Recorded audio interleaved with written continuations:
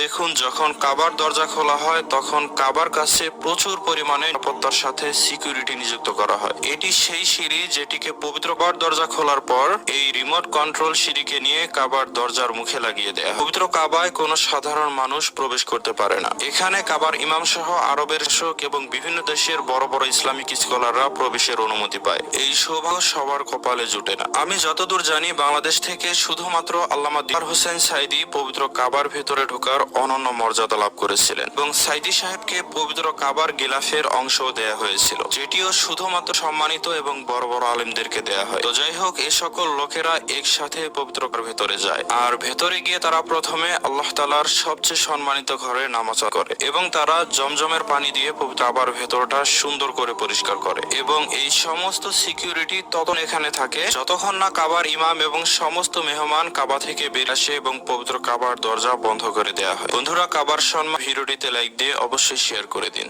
বন্ধুরা,